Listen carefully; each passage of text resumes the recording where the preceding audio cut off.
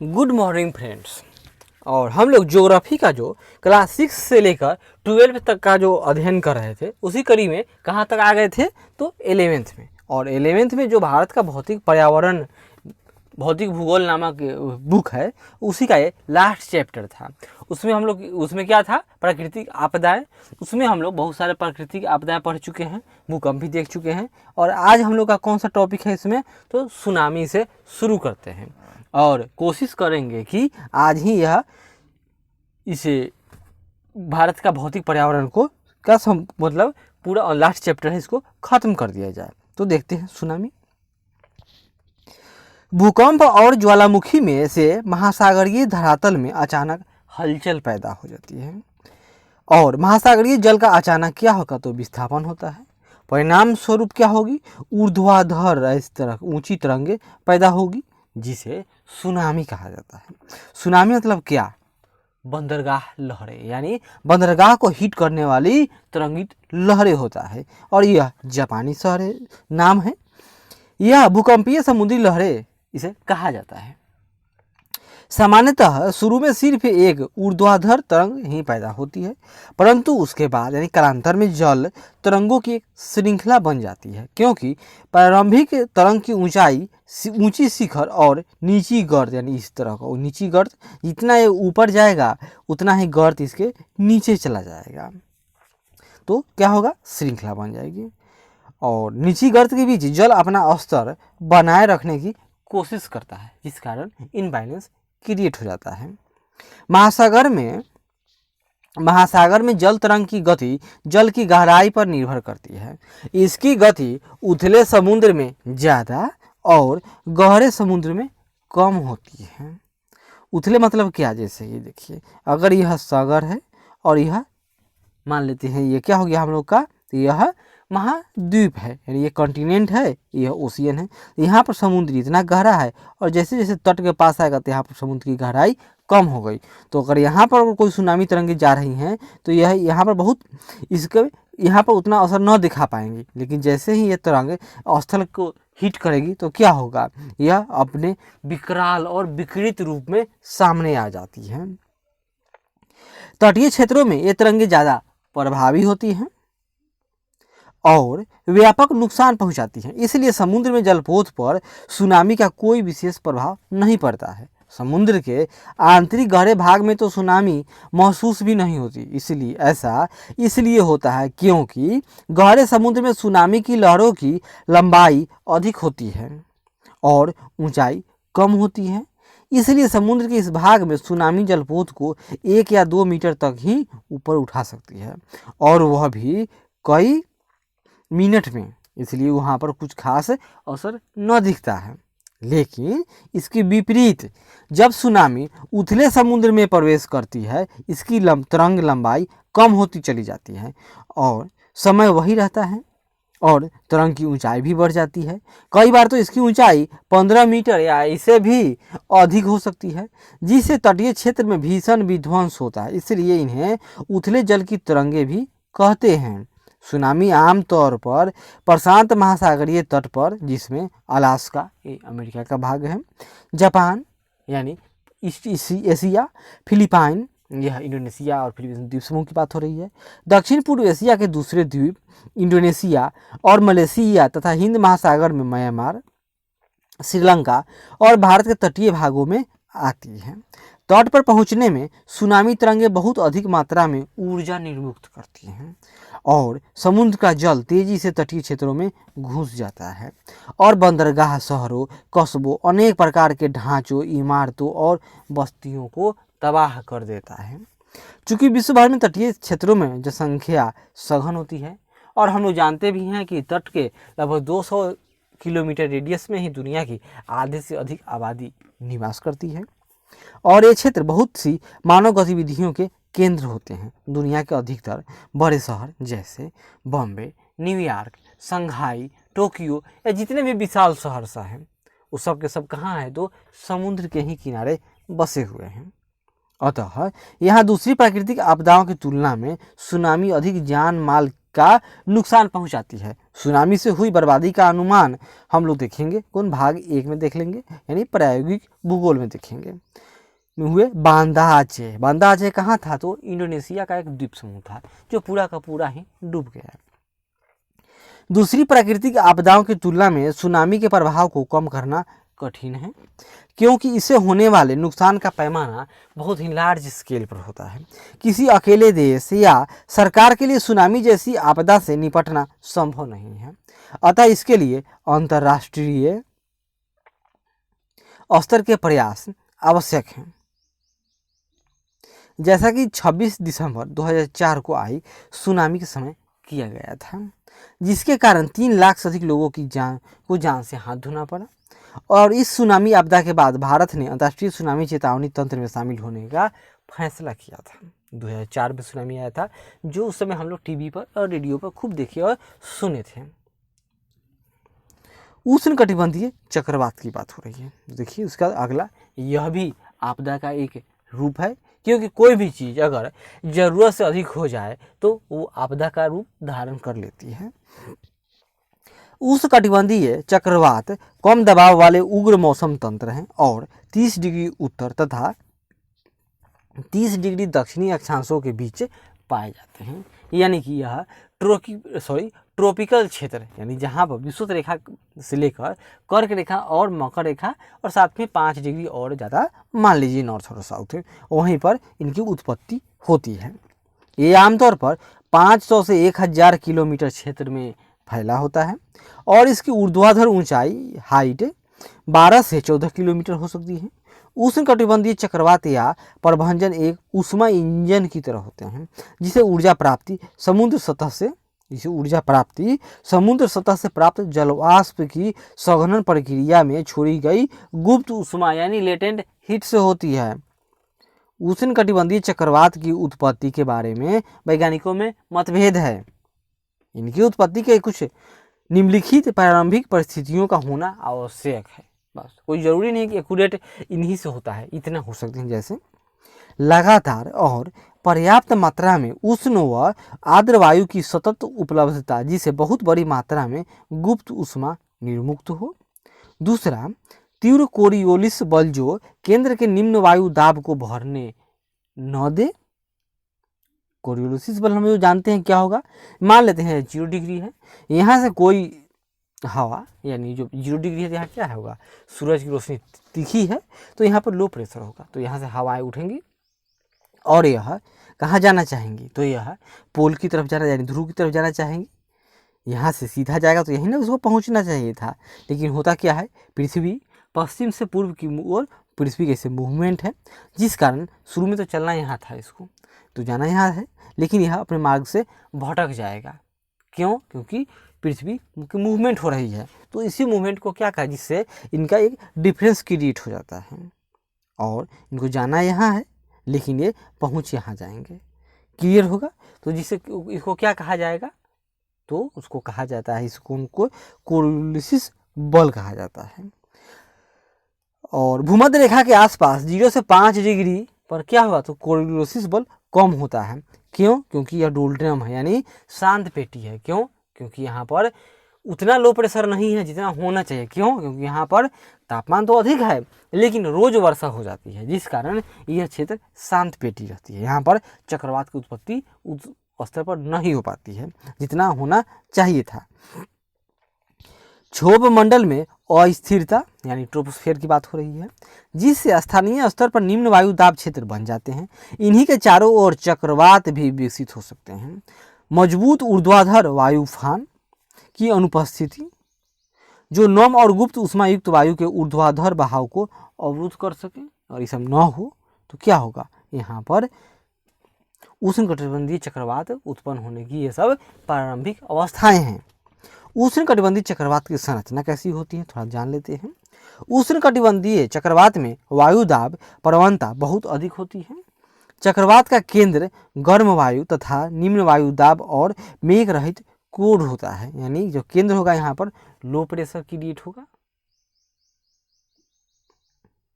तो गर्म वायु है यहाँ पर, यानी यहाँ से हवाएं ऊपर की तरफ इस तरह केंद्र में उठेंगी, गर्म वायु है।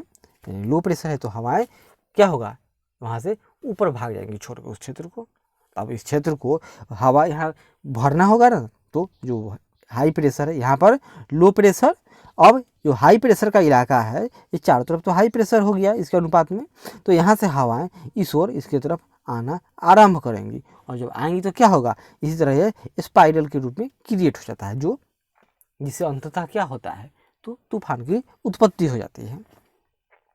इसे तूफान की आँख कहते हैं। और आँख क्यों, क्योंकि आँख है इसलिए क्योंकि यह अगर तूफान का क्षेत्र है, मान लीजिए यह आँख है, पूरा तूफान का केंद्र है, पूरा तूफान का क्षेत्र है, यहाँ पर बारिश होगी, इधर बारिश होगा, इधर बारिश, इधर बारिश, इधर खूब तेज आंधी तूफान चलेंगे, तो इस तरह चल रही है। लेकिन जो केंद्र है यह शांत होता है।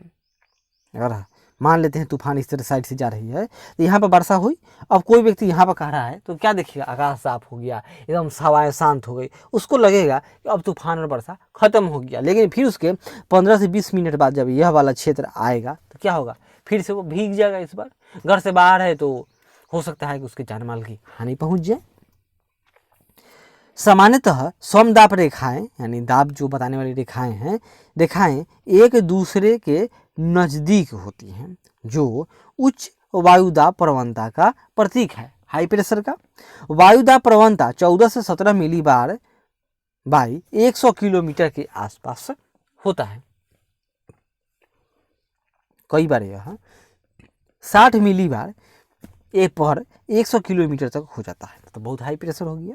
केंद्र में पवन पट्टी का विस्तार 10 से 150 किलोमीटर तक होता है। भारत में चक्रवातों का क्षेत्रीय और समयानुसार वितरण। भारत की आकृति प्रायद्वीपीय है, यानी इंडिया क्या है तो पेनिनसुला है, जो ये टॉप है पीछे वाला ये केप, यह क्या है तो पेनिनसुला है, दक्षिण भारत की बात हो रही है। इसके पूर्व में बंगाल की खाड़ी है, यानी इधर बंगाल की खाड़ी, इधर अरब सागर है। अतः यहाँ आने वाले चक्रवात इन्हीं दो जलीय क्षेत्रों में पैदा होते हैं। मानसूनी मौसम के दौरान चक्रवात 10 डिग्री से 15 डिग्री उत्तर अक्षांशों के बीच पैदा होते हैं। बंगाल की खाड़ी में चक्रवात ज़्यादातर अक्टूबर और नवंबर में आते हैं। कहाँ तो बंगाल की खाड़ी में, यह पहले गर्म होगा। यहाँ ये चक्रवात 16 से 21 डिग्री उत्तर और 92 डिग्री पूर्व देशांतर और अक्षांश मतलब क्या समझते हैं, अगर यह पूरा पृथ्वी है तो जो 0 degree 23.5 degree north, 23.5 degree south है, और इस 7 डिग्री का क्या है तो ये सब अक्षांश है। और वहीं जो नॉर्थ टू साउथ रेखा है, इस तरह से जो हम लोग सुनते हैं कि 82.5 डिग्री भारत का क्या है तो लॉन्गिट्यूड है, जो इंडियन स्टैंडर्ड टाइम है, वह सब क्या है तो वह देशांतर है। तो वही 92 डिग्री पूर्वी देशांतर से पश्चिम में पैदा होते हैं, परंतु जुलाई में ये सुंदरवन डेल्टा के करीब 18 डिग्री उत्तर और 90 डिग्री पूर्व देशांतर से पश्चिम में उत्पन्न होते हैं। कोई भी उत्पन्न कहाँ होगा, मान लेते हैं भारत का ये मैप है तो यह पूरब की तरफ और जाएगा किधर तो यह पश्चिम दिशा में। यही कारण है कि बंगाल के खाड़ी में अधिक समुद्री तूफान आते हैं। क्यों, क्योंकि अगर कोई तूफान यहाँ उत्पन्न हो तो क्या होगा, यह इस तरह से इधर चला जाएगा, जिससे भारत का पश्चिमी तट तो बन जाता है, लेकिन पूर्वी तट में अधिक क्या आते हैं तो अधिक चक्रवात आते हैं। बंगाल की खाड़ी में चक्रवात ज़्यादातर आगे बढ़ते हैं, पश्चिम में उत्पन्न होते हैं। चक्रवातों की बारंबारता, रास्ता और समय हम लोग आगे देखेंगे। तो देखिए यहाँ पर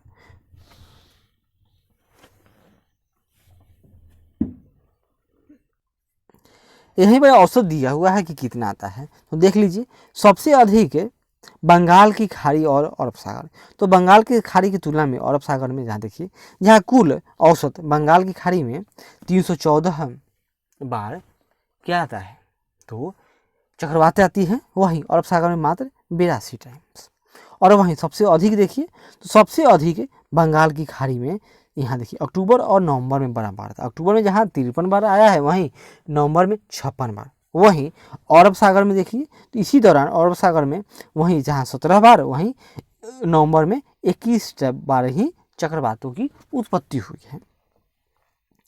उष्णकटिबंधीय चक्रवातों के परिणाम यह पहले बताया जा चुका है कि उष्णकटिबंधीय चक्रवातों की ऊर्जा का स्रोत उष्ण आर्द्र वायु से प्राप्त होने वाली गुप्त ऊष्मा है। अतः समुद्र से दूरी बढ़ने पर क्या होगा, इनका ऊर्जा खत्म होगा, तो ये कमज़ोर हो जाएंगे।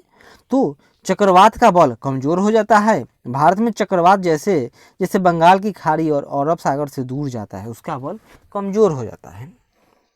तटीय क्षेत्रों में अक्सर उष्णकटिबंधीय चक्रवात 180 किलोमीटर प्रति घंटा की गति से टकराते हैं, जो कि काफ़ी भयावह है। इससे तूफानी क्षेत्र में समुद्र तल भी असाधारण रूप से ऊपर उठा होता है, जिसे तूफान महोर्मी स्टॉर्म सर्ज तूफान महोर्मी कहा जाता है। समुद्र तल में महोर्मी, याद कीजिए, यहाँ देखिए, समुद्र तल में महोर्मी वायु समुद्र और जमीन की अंदर क्रिया से उत्पन्न होता है। तूफान में अत्यधिक वायु दाब प्रवणता और अत्यधिक तेज सतही पवनें उफान को उठाने वाले बल हैं। इससे समुद्री जल तटीय क्षेत्रों में घुस जाता है और वायु की गति तेज होती है और इससे भारी वर्षा भी होता है। ये इसका नाम है क्या, तो चक्रवात। सिंपल मतलब क्या होगा, उसमें जो तटीय इलाका है, मान लेते हैं तट, यहाँ पर क्या होगा, यहाँ पर नीचे से हवाएं तूफान आएगी, इससे भी क्षति। तूफान के साथ साथ समुद्र का जल भी इन क्षेत्रों में अंदर तक एंट्री कर जाएगा, तो बाढ़ आ गई, बाढ़ से भी जान माल की हानि। और जब तूफान के साथ जो लेटेंट हीट के रूप में जो वाष्प का संघनन हुआ था, यह भी अब धरती के ऊपर आ जाएगा। यहाँ पर भारी वर्षा होगी। अतः तीनों काम होते हैं। वहीं जैसे जैसे हम लोग स्थल के अंदर जाएंगे तो वहाँ पर पहले हवा पहुँचेगी, फिर बारिश होती रहेगी और दूर जाते जाते धीरे धीरे यह कमज़ोर होता चला जाता है। इसे तटीय क्षेत्रों में बस्तियां, खेत पानी में डूब जाते हैं तथा फसलों और कई प्रकार के मानवकृत ढांचों का विनाश होता है। और आगे देखेंगे, अब हम लोग क्या पढ़ेंगे, बाढ़। हम लोगों ने बाढ़ के बारे में समाचार पत्रों में तो पढ़ा ही होगा और देखे भी होंगे, और टेलीविज़न पर इसके दृश्य देखकर तो रोंगटे खड़े हो जाते हैं। किस तरह कुछ क्षेत्र वर्षा ऋतु में बाढ़ग्रस्त हो जाते हैं। नदी का जल उफान के समय जलवाहिकाओं यानी अपने बांधों को तोड़ता हुआ मानव बस्तियों और आसपास की जमीन पर खड़ा हो जाता है, जिससे क्या होगा, मानव का जीवन दूभर हो जाता है। जीव जंतुओं को रहने के लिए जगह न मिल पाती है, खड़ी फसलें खराब हो जाती हैं, सड़कें टूट जाती हैं, बस्तियों और आसपास की जमीन पर खड़ा हो जाता है और बाढ़ की स्थिति पैदा कर देता है। दूसरी प्राकृतिक आपदाओं की तुलना में बाढ़ आने के कारण जाने पहचाने हैं। बाढ़ आमतौर पर अचानक न आती है और कुछ विशेष क्षेत्रों और ऋतुओं में ही आती है। बाढ़ तब आती है जब नदी जलवाहिकाओं में इनकी क्षमता से अधिक जल बहाव होने लगता है और जल बाढ़ के रूप में मैदान के निचले हिस्सों में भर जाता है। कई बार तो झीलें और आंतरिक जल क्षेत्रों में भी क्षमता से अधिक जल भर जाता है। बाढ़ आने के और भी कई कारण हो सकते हैं, जैसे तटीय क्षेत्रों में तूफानी महोर्मी, लंबे समय तक होने वाली तेज बारिश, हिम का पिघलना, जमीन की अंतः स्पंदन दर में कमी आना और अधिक मृदा अपरदन के कारण नदी जल में जलोढ़ की मात्रा में वृद्धि होना। हालांकि बाढ़ विश्व में विस्तृत क्षेत्र में आती है। यहाँ देखिए, भारत में उष्णकटिबंधीय चक्रवात संभावित कुछ क्षेत्र दिया हुआ है। अति अधिक क्षति जोखिम क्षेत्र संभावित है। तो उष्णकटिबंधीय चक्रवात संभावित जो क्षेत्र हैं, और इसमें जम्मू कश्मीर का क्षेत्र है, लेह लद्दाख वाला है, और ये नॉर्थ ईस्ट में कौन, त्रिपुरा और मिजोरम का क्षेत्र है। नहीं, ये संभावित क्षेत्र है। अगर चक्रवात आएगी तो इस क्षेत्र में उसका क्या असर होगा, लेह लद्दाख में। आगे बढ़ देखते हैं इसके बारे में क्या नीचे लिखा है। तथा काफ़ी तबाही लाती है, परंतु दक्षिण पूर्व और पूर्व एशिया के देशों, विशेषकर चीन, भारत, बांग्लादेश में इसकी बारंबारता और होने वाले नुकसान अधिक हैं। दूसरी प्राकृतिक आपदाओं की तुलना में बाढ़ की उत्पत्ति और इसके क्षेत्रीय फैलाव में मानव एक महत्वपूर्ण भूमिका अदा करता है। मानवीय क्रियाकलापों, अंधाधुंध वन कटाव, अवैज्ञानिक कृषि पद्धतियाँ, प्राकृतिक अपवाह तंत्रों का अवरुद्ध होना तथा नदी तल और बाढ़ग्रस्त मैदानों पर मानव बसाव की वजह से बाढ़ की तीव्रता, परिमाण और विध्वंसता बढ़ जाती है। याद कीजिए, भारत के विभिन्न राज्यों में बार बार आने वाली बाढ़ के कारण जान माल का भारी नुकसान होता है। राष्ट्रीय बाढ़ आयोग ने देश में 4 करोड़ हेक्टेयर भूमि को बाढ़ प्रभावित क्षेत्र घोषित किया है। हम लोग आगे देखिए, मान 7.4 में दिया हुआ है, 7.6 वो तो नीचे है। देखिए यहाँ पर बाढ़ प्रभावित क्षेत्र हैं। तो सबसे अधिक बाढ़ प्रभावित क्षेत्र कौन मिलेगा आपको? यहाँ देखिए ब्रह्मपुत्र नदी घाटी यानी असम वाला क्षेत्र, पूरा एक गंगा की घाटी में खासकर पूर्वांचल यानी पूर्वी उत्तर प्रदेश, खासकर पूरा उत्तरी बिहार और कुछ पश्चिम बंगाल के भी क्षेत्र इसमें आते हैं।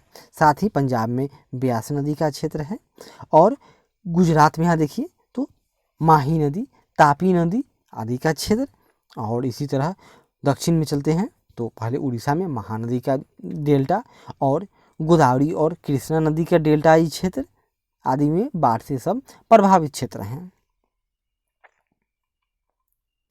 असम, पश्चिम बंगाल और बिहार राज्य सबसे अधिक बाढ़ प्रभावित क्षेत्रों में से हैं।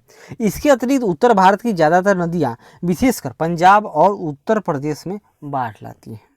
लादी राजस्थान, गुजरात, हरियाणा और पंजाब आकस्मिक बाढ़ से पिछले कुछ दशकों में जलमग्न होते रहे हैं। इसका कारण मानसून वर्षा की तीव्रता और मानव क्रियाकलापों द्वारा प्राकृतिक अपवाह तंत्र का अवरुद्ध होना है। नदियों को ही बांध दिया गया, जैसे यहाँ मद्रास यानी आज का वर्तमान जो चेन्नई है इसमें बाढ़ आया था, तो उसमें क्या निर्णय निकला, बाद में क्या पता चला कि अडयार नदी जो महाराष्ट्र से चेन्नई से होकर बीचों बीच बहती है, उसके मुहाने को ही लोगों ने, वहाँ की नगर निगम ने क्या किया था, कचरे से अवरुद्ध कर दिया था, जिस कारण जब अत्यधिक वर्षा हुई तो अडयार नदी जो पहले सेफ्टी वॉल्व था, बाढ़ आने न देती थी, वो पानी शहर से बाहर न निकाल पाई, जिससे यह हुआ कि प्रथम मंजिल क्या दूसरे मंजिल तक डूबने की स्थिति में आ गए थे। इसी तरह बॉम्बे में वहाँ एक मीठी नदी है, यह भी नदी अब विलुप्त हो चुकी है, लेकिन जब जब बारिश होती है तो मीठी नदी के लोगों को याद आती है, क्योंकि मीठी नदी का भी हाल वही हुआ जो अडयार नदी का हाल मद्रास में यानी चेन्नई में किया गया था। तमिलनाडु में बाढ़ नवंबर से जनवरी माह के बीच वापस लौटती मानसून द्वारा होती है, यानी वापस यानी कब, जब हवाएं इस तरह से यानी स्थल से समुद्र की तरफ जाना शुरू कर देती हैं। तो सारे देश में तो उस समय मानसून रिटर्न होने लगता है और वर्षा न होती है, देश में शुष्कनुमा और कहीं खुशनुमा माहौल रहता है, चारों तरफ हरी भरी घासें रहती हैं और सूखा मौसम रहता है। लेकिन इसी समय जब यह बंगाल की खाड़ी है, यहाँ से हवाएं जाएंगी तो कहाँ, तो यहाँ पर तमिलनाडु की तट पर टकरा जाती हैं, जिससे यहाँ पर तो बंगाल की खाड़ी से इनमें नमी है, अतः इस समय तमिलनाडु के क्षेत्र यानी कावेरी के डेल्टा में वर्षा होती है, जिससे यहाँ पर बाढ़ चली जाती है।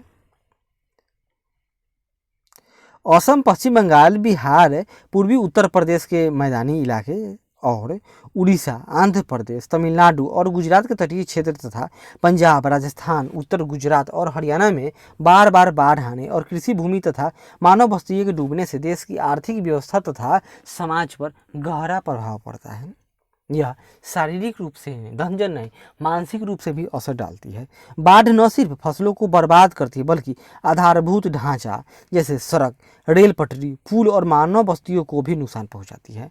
बाढ़ग्रस्त क्षेत्रों में कई तरह की बीमारियां जैसे हैजा, आंत्रशोथ, हेपेटाइटिस और दूसरी जल जनित बीमारियां फैल जाती हैं। दूसरी ओर बाढ़ से कुछ लाभ भी हैं, जैसे लाभ क्या है देखिए यहाँ पर, हर वर्ष बाढ़ खेतों में उपजाऊ मिट्टी लाकर जमा करती है, जो फसलों के लिए बहुत लाभदायक है।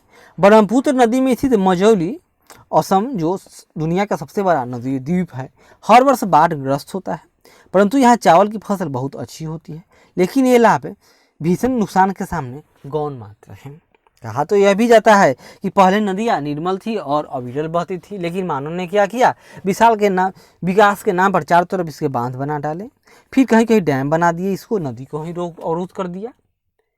अब हुआ क्या, पहले जब बारिश के दिनों में अधिक बारिश होती थी तो नदी का जो फ्लड प्लेन एरिया था वो यहाँ है मान लेते हैं, तो पूरा में पानी निर्बाध रूप से बहा करती थी, जिससे कोई एक जगह पानी का जमाव न हुआ, पूरे में एक समान रूप से पानी का यहाँ तक फैलाव हो गया, जिससे क्या होगा, मिट्टी फैल गई चारों तरफ, मिट्टी उर्वर हो गई, तभी तो यहाँ पर इतनी सारी प्राचीन सभ्यता और संस्कृतियों का विकास हुआ। लेकिन जब से सल्तनत काल आया और इस्लाम का यहाँ प्रचार प्रसार हुआ, वो लोग तो रेगिस्तान से आए थे, उन्होंने इतने विशाल विशाल नदियों को देखा नहीं था, उन लोगों ने क्या किया, उन लोगों ने आरंभ किया, चलो नदियों पर हम लोग बांध बनाते हैं, और उन्होंने बांध बना डाला। अब हुआ क्या, उसके बाद अंग्रेज आए, इन्होंने भी खूब बांध बनाए। अंग्रेजों ने ही जाने से पहले एक कमेटी का गठन किया था, जिसमें उन्होंने ये बताया था कि अगर भारत की सारी नदियों पर से बांध हटा दिया जाए, उनको फ्री कर दिया जाए, तब जो बाढ़ की विभीषिका है वह कम हो जाएगी।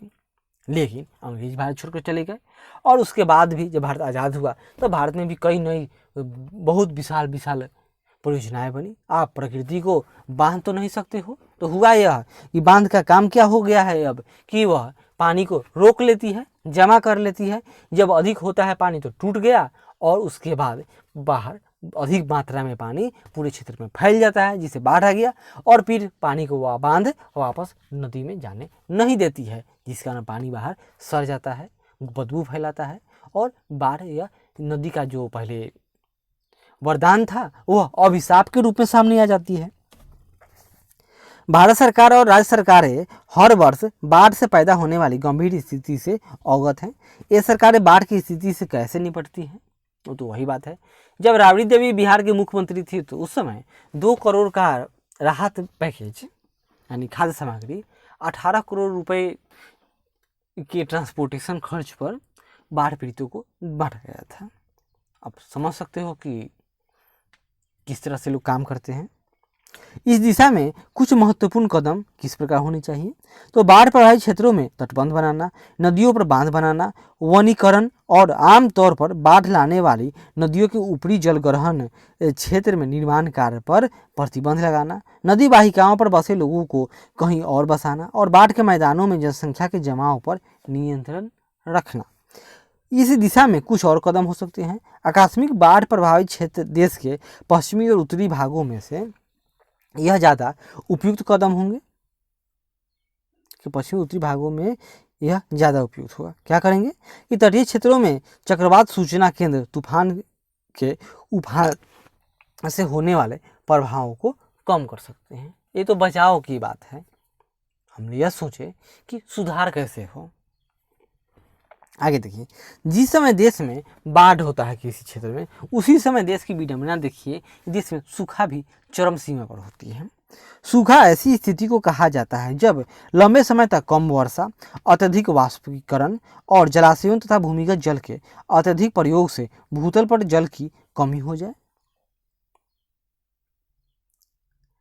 सूखा के मतलब यहाँ देखिए और नोट में, सूखा एक जटिल परिघटना है जिसमें कई प्रकार के मौसम विज्ञान संबंधी तथा अन्य तत्व जैसे वृष्टि यानी वर्षा, वाष्पीकरण, वाष्पोत्सर्जन, भौमजल यानी ग्राउंड वाटर, मृदा में नमी, जल भंडारण व भरण यानी पोर्स में पानी का फिर रिसाइकलिंग रिचार्ज होना, कृषि पद्धतियाँ, हम लोग कैसे कृषि पद्धति का इस्तेमाल करते हैं, विशेषतः उगाई जाने वाली फसलें, कहीं रेगिस्तान है वहाँ पानी की कमी है, अगर हम चावल की खेती शुरू कर दें तो क्या होगा।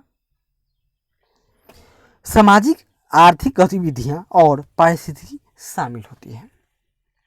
अब सूखे के कुछ प्रकार हैं, जैसे देखिए मौसम विज्ञान संबंधी सूखा, मतलब यह एक ऐसी स्थिति है जिसमें लंबे समय तक अपर्याप्त वर्षा होती है और इसका सामयिक और स्थानिक वितरण भी असंतुलित होता है।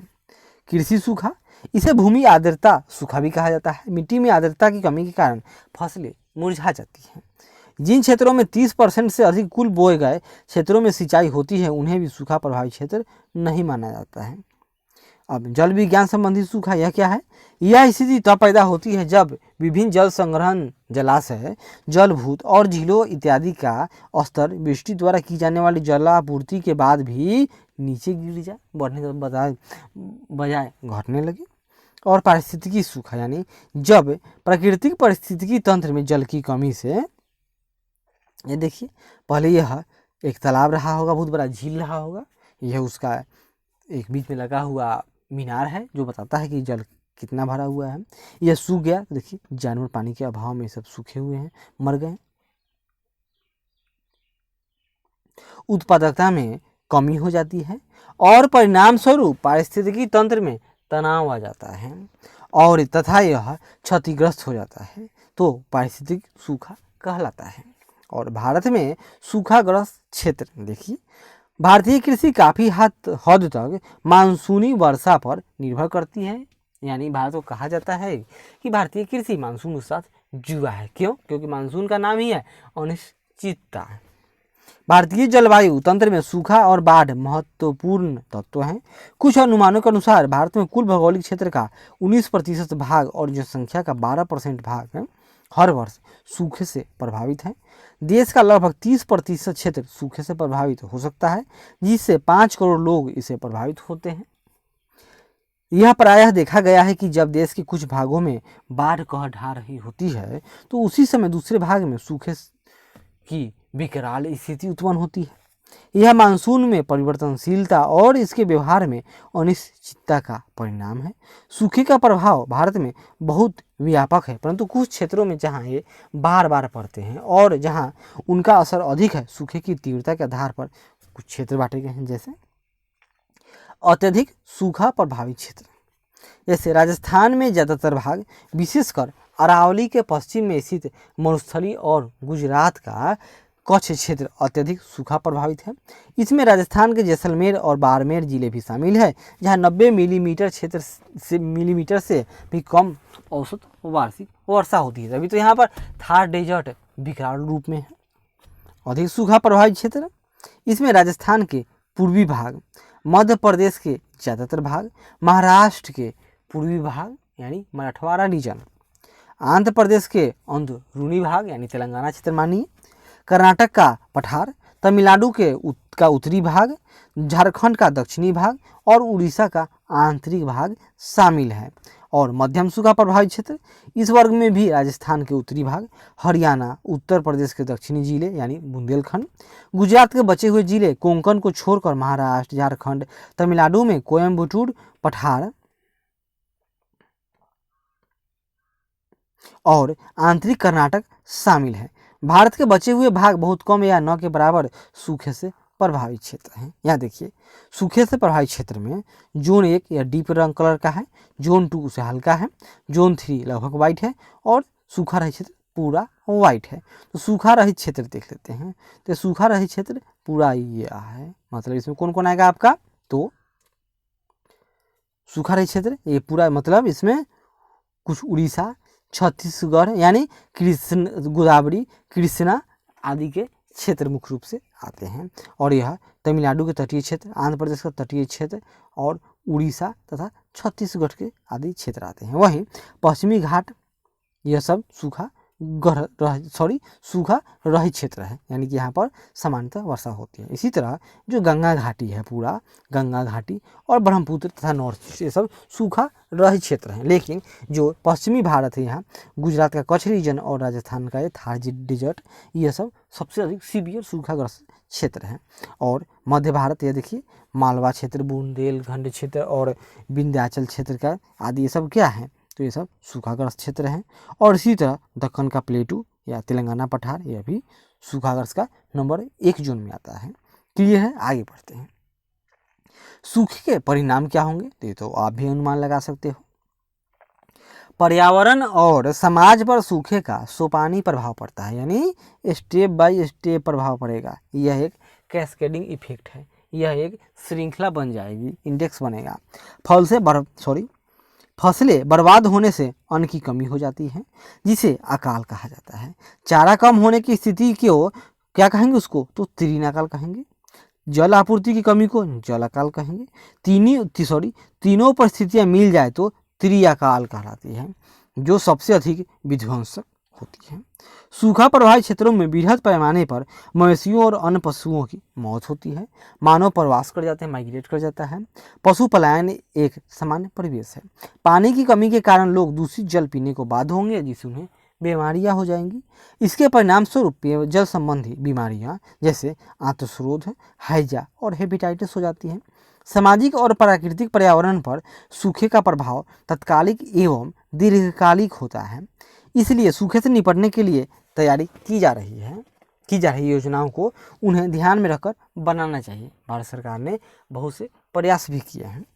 सूखे की स्थिति में तत्कालिक सहायता में सुरक्षित पेयजल वितरण, दवाइयाँ, पशुओं के लिए चारे और जल की उपलब्धता तथा लोगों और पशुओं को सुरक्षित स्थान पर पहुंचाना शामिल है। सूखे से निपटने के लिए दीर्घकालिक योजनाओं में विभिन्न कदम उठाए जा सकते हैं, जैसे भूमिगत जल के भंडारण का पता लगाना, जल अधिक क्षेत्रों से अल्प जल वाले क्षेत्रों में पानी पहुंचा दिया जाए, जल अधिक क्षेत्रों से अल्प जल क्षेत्रों में पानी पहुंचाया, नदियों को जोड़ दिया जाए ताकि जिस नदी में कम पानी है उसमें अधिक पानी वाले क्षेत्र से कम पानी वाले क्षेत्र में चला जाए।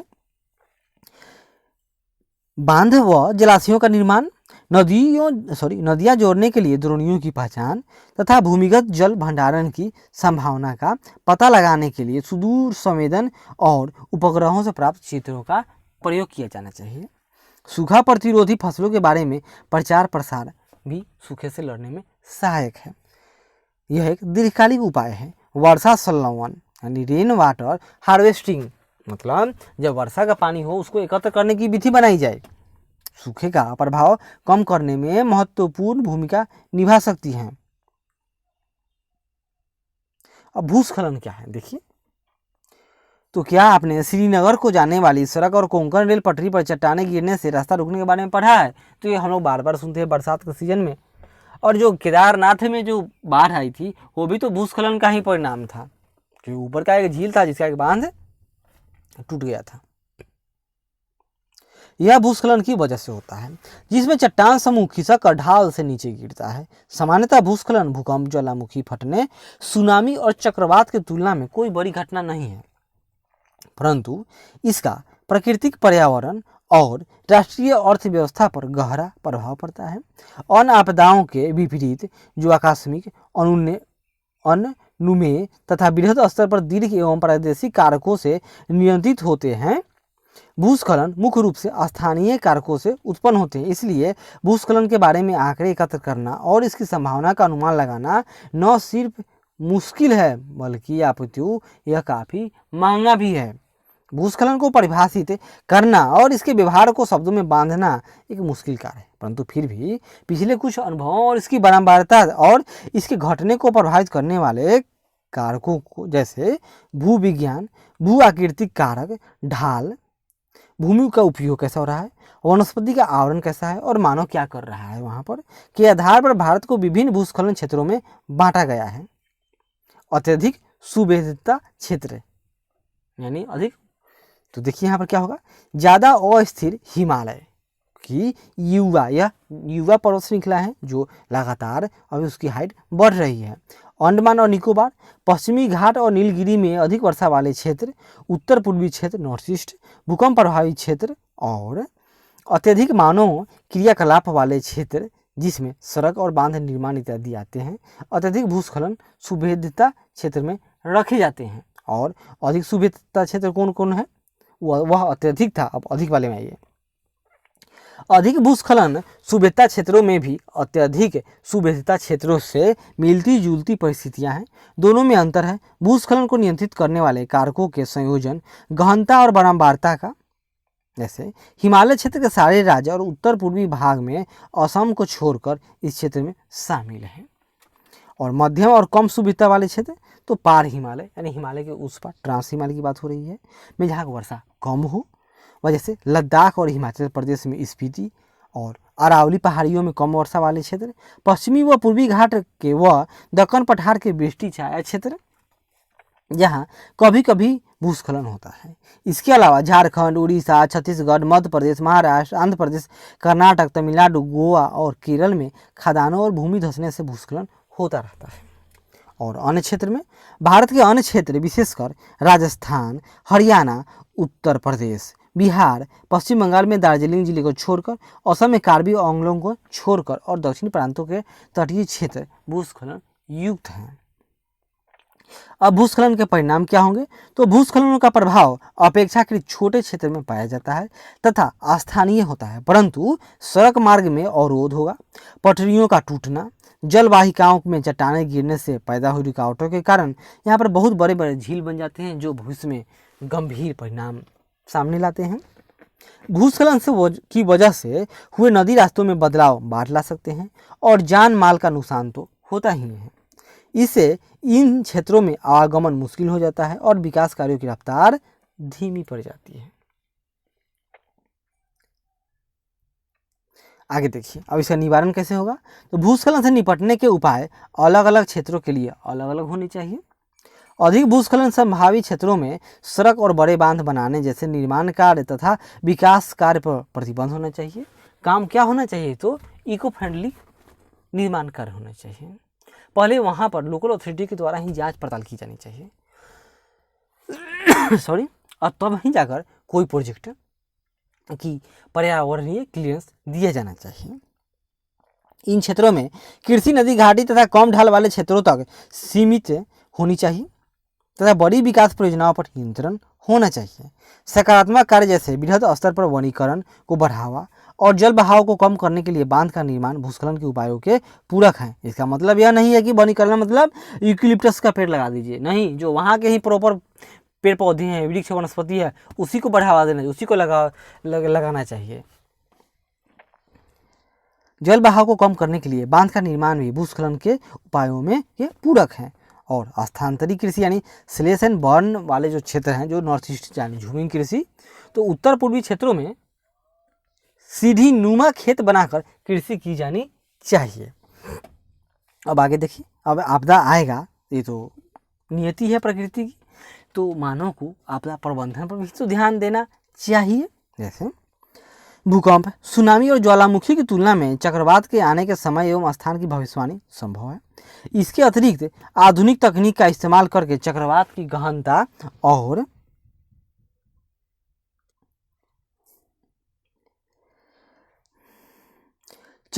गहनता, दिशा और परिणाम आदि को मॉनिटर करके इससे होने वाले नुकसान को तो कम किया जा सकता है। इससे होने वाले नुकसान को कम करने के लिए चक्रवात शेल्टर बनाया जाए, तटबंध बना दिया जाए, डाइक का निर्माण हो। डाइक क्या होता है, मान लेते हैं इस तरह का होता है, ऐसा जो प्रायः आप मुंबई के जो तट होगा बीच, वहाँ पर इस तरह के रखे हुए देखते होइएगा, और यह जो किनारे है समुद्र का बीच है, वहाँ पर पूरा में इसी तरह से बिछा दिया जाता है, ताकि जो समुद्र से लहरें आती हैं वो इसे टकरा कर वापस हो जाती हैं और तटबंध को नुकसान न पहुँचाती हैं। जलाशय निर्माण तथा वायु वेग को कम करने के लिए वनीकरण जैसे कदम उठाए जा सकते हैं। फिर भी भारत, बांग्लादेश, म्यांमार इत्यादि देशों के तटीय क्षेत्रों में रहने वाली जनसंख्या की सुविधा अधिक है, इसलिए यहाँ जान माल का नुकसान बढ़ रहा है। अब आगे देखिए, आपदा प्रबंधन अधिनियम 2005, इसमें क्या लिखा हुआ है। इस अधिनियम में आपदा को किसी क्षेत्र में घटित एक महाविपत्ति, दुर्घटना, संकट या गंभीर घटना के रूप में परिभाषित किया गया है, जो प्रकृति या मानवकृत कारणों या दुर्घटना या लापरवाही का परिणाम हो और जिससे बड़े स्तर पर जान माल की क्षति या मानव पीड़ा, पर्यावरण की हानि एवं विनाश हो, और जिसकी प्रकृति या परिमाण प्रभावित क्षेत्र में रहने वाले मानव समुदाय की सहन क्षमता से परे हो। यही आपदा का परिभाषा है, इतना याद कर लीजिएगा, बहुत काम का है। आगे देखिए, ऊपर लिखित विवरण से यह निष्कर्ष निकलता है कि आपदा प्राकृतिक या मानवकृत दोनों प्रकार की हो सकती हैं, परंतु हर संकट आपदा नहीं होती है। आपदाओं और विशेषकर प्राकृतिक आपदाओं पर नियंत्रण मुश्किल है। इसका बेहतर उपाय इसके निवारण की तैयारियां करना, और आपदा निवारण और प्रबंधन की 3 अवस्थाएं होती हैं। पहले आपदा से पहले, फिर आपदा के समय और एक आपदा के बाद। तो आपदा से पहले क्या होगा, आपदा के बारे में आंकड़े और सूचना एकत्र करना, यह अच्छा काम है। आपदा संभावित क्षेत्रों का मानचित्र तैयार करना और लोगों को इसके बारे में जानकारी देना। इसके अलावा संभावित क्षेत्रों में आपदा योजना बनाना, तैयारियां रखना और बचाव का उपाय करना। दूसरा, आपदा के समय युद्ध स्तर पर बचाव व राहत कार्य जैसे आपदाग्रस्त क्षेत्रों में लोगों को निकालना, आश्रय स्थल निर्माण यानी प्लेटफॉर्म का निर्माण, राहत कैंप, जल, भोजन व दवाई की आपूर्ति सुनिश्चित की जाए। और तीसरा, जब आपदा आ गया अब क्या किया जाए, तो आपदा के पश्चात प्रभावित लोगों का बचाव और पुनर्वास पर ध्यान देना। भारत में सब कुछ तो होता है, लेकिन पुनर्वास पीछे छूट जाती है। भविष्य में आपदाओं से निपटने के लिए क्षमता निर्माण पर ध्यान केंद्रित करना। भारत जैसे देश में जहां 2/3 क्षेत्र और जनसंख्या आपदा सुभेद्य है, इन उपायों का विशेष महत्व है। आपदा प्रबंधन अधिनियम 2005 और राष्ट्रीय आपदा प्रबंधन संस्थान की स्थापना इस दिशा में भारत सरकार द्वारा उठाए गए कुछ सकारात्मक कदम के उदाहरण हैं। अब कुछ क्वेश्चन और आंसर हैं, जैसे देख लेते हैं। इनमें से भारत के किस राज्य में बाढ़ अधिक आती है, तो सबसे अधिक कहाँ, तो बिहार में आएगी। उत्तरांचल यानी आपका उत्तराखंड के किस जिले में मालपा भूस्खलन आपदा घटित हुई थी? क्या नाम था उसका? तो मालपा भूस्खलन। तो ये कमेंट कीजिएगा, हम भूल गए हैं उसको। और इनमें से कौन से राज्य में सर्दी के महीनों में बाढ़ आती है? तो तमिलनाडु में। इनमें से किस नदी में मझौली नदी द्वीप है? तो ब्रह्मपुत्र नदी में, असम में। बर्फानी तूफान किस तरह की प्राकृतिक आपदा है? बर्फानी तो यह जलीय ही है, सॉरी जलीय नहीं है, बर्फानी तूफान यह वायुमंडलीय परिघटना है। यह ताप कम हो जाए तब यही आती है। आगे बढ़ते हैं। निम्नलिखित प्रश्नों के उत्तर 30 से कम शब्दों में दीजिए। संकट किस दशा में आपदा बन जाए? जब यह मानव के अनुकूल न हो, मानव को के सामान्य रहन सहन था उसको प्रभावित कर दे और मानव अब अपना सामान्य कार्य न कर पाए, उस का लायक न रहे, जन धन माल और यहाँ तक कि जीवन पर ही संकट उत्पन्न हो जाए। हिमालय और भारत के उत्तर पूर्वी क्षेत्र में अधिक भूकंप क्यों आते हैं? हम लोग जानते हैं कि यह यूरेशियन प्लेट है और नीचे ये गोंडवाना प्लेट है जो दक्षिण भारत है। और दक्षिण गोंडवाना प्लेट कहाँ जाती है? तो यह उत्तर दिशा में, उत्तर और पूर्व दिशा में इसका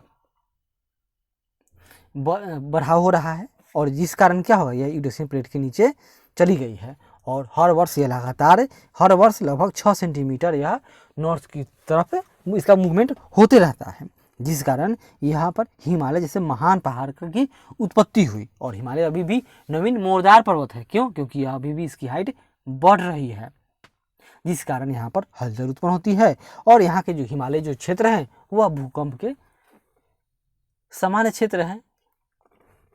उष्णकटिबंधीय तूफान की उत्पत्ति के लिए कौन सी परिस्थितियाँ अनुकूल होती हैं? तो उष्णकटिबंधीय यानी ट्रॉपिकल क्लाइमेट।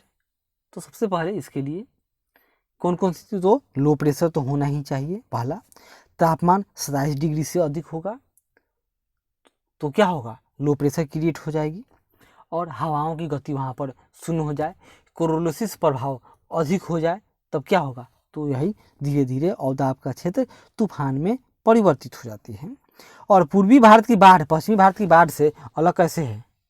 पूर्वी भारत की बाढ़ विकराल बाढ़ होती है। क्यों? क्योंकि यहाँ केवल वर्षा पर ही नहीं, साथ में गर्मी के दिनों में जब हिमालय की पर बर्फ पिघलती है तो वहाँ से भी पानी लाती है, जिस कारण यह बाढ़ विकराल हो जाती है। वहीं पश्चिमी भारत की जो बाढ़ है वह क्षणिक बाढ़ होती है, क्योंकि वर्षा होगी तो बाढ़ होगी, वर्षा न होगी तो बाढ़ न आएगी।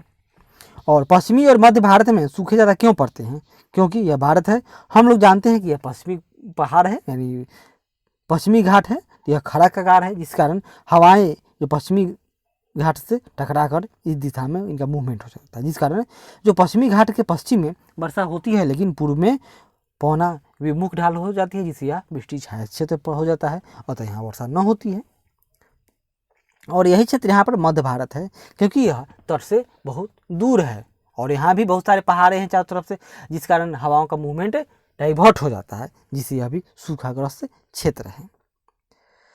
भारत में भूस्खलन प्रभावित क्षेत्रों की पहचान करें और इस आपदा के निवारण के कुछ उपाय बताइए। क्या होगा? तो सिंपल सी बात है, पहले तो भूस्खलन प्रभावित क्षेत्र है उसका मैपिंग किया जाना चाहिए, उसके आंकड़े एकत्र किए जाने चाहिए, तब वहाँ पर सोचना चाहिए सरकार को कि कैसे विकास परियोजनाओं को लागू किया जाए। हमें पता होना चाहिए कि मैदान, पहाड़, पठार और वहाँ की जो शैल बनावट है सब जगह के अलग अलग है, अतः वहाँ की परियोजनाएं वहाँ के आधार पर, लोकल आधार पर होना चाहिए, तभी हम आपदा को कम कर सकते हैं। अगर हम अंधे विकास के दौर में बढ़ते चले तो भूस्खलन क्या, तरह तरह की विपत्तियाँ आएंगी। इसमें हम जितना चाहे उतना लिख सकते हैं। सुभेद्यता क्या है? यानी वल्नरेबिलिटी, मतलब हमारा जो सुरक्षा घेरा है, मान लेते हैं अगर मानो यह है, देखिए मानो यहाँ सुरक्षा घेरा है उसका यह है, अगर यह सुरक्षा घेरा किसी कारण टूट जाए तो क्या होगा, मानो तो अब निसहाय हो गया, तो यही क्या है, तो इसी को कहा जाता है सुभेद्यता, कि यह अब सुभेद्य हो गया, अब इसके ऊपर कोई भी अटैक कर दे सकता है।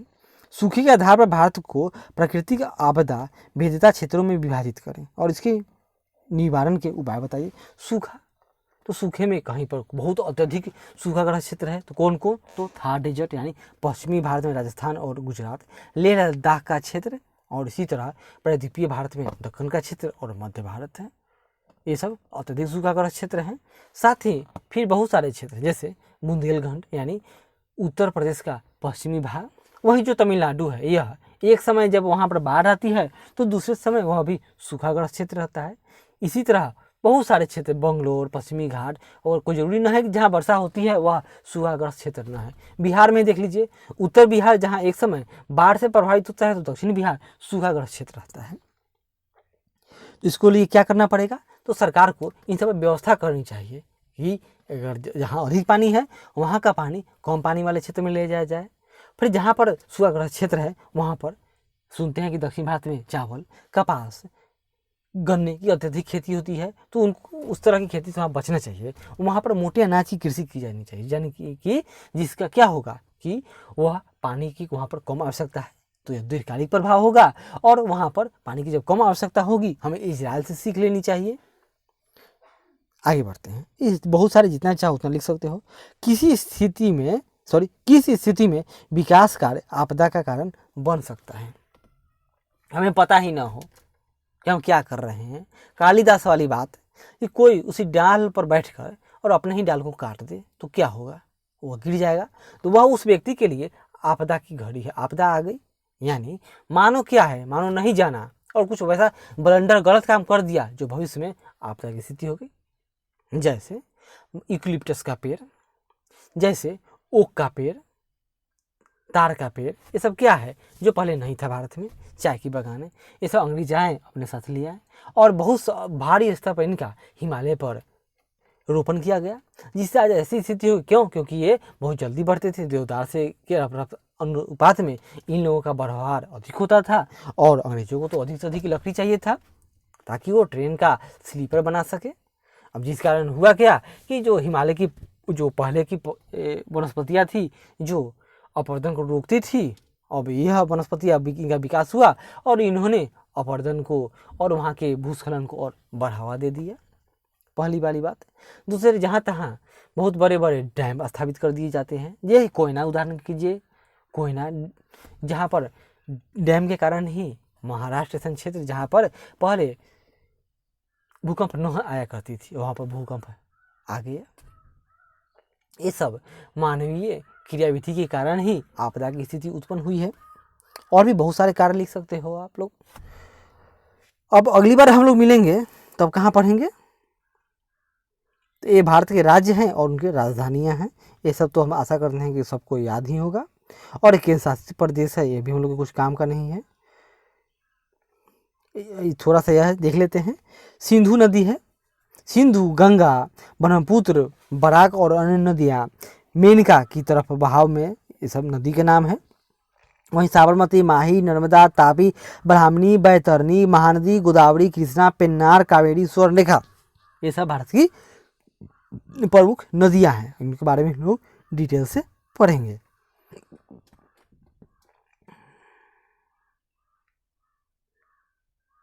अब ये शब्दावली है, तो शब्दावली है लगभग 2 पेज का। इसको लिए हम लोग एक सेपरेट वीडियो बनाएंगे।